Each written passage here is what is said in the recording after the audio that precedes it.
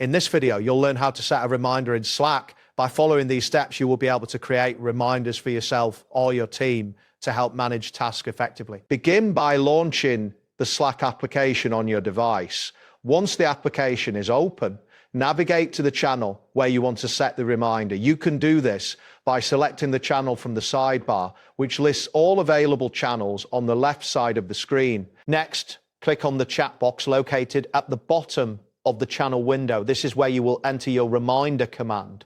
Ensure that the chat box is active, as it allows you to input commands directly. Type in remind followed by the details of your reminder.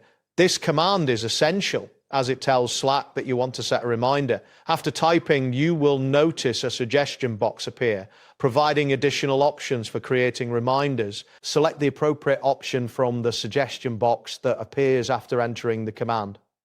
This typically includes the format remind what when. This format allows you to specify the channel, the message you want to be reminded about, and the time for the reminder. Now type the phrase remind me followed by your specific message. For example, you could write remind me to submit the report.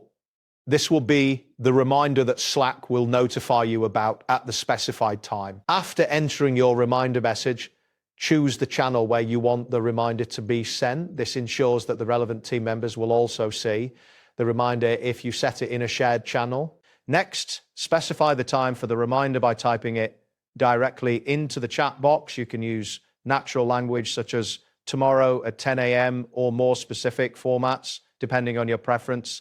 Ensure that the time is clear and understandable. Once you have entered all the necessary information, click on the send button to submit your reminder. A confirmation message will appear in the chat indicating that your reminder has been successfully set. This message reassures you that Slack will notify you as scheduled. That wraps up today's guide. Thanks for watching, and catch you in the next tutorial.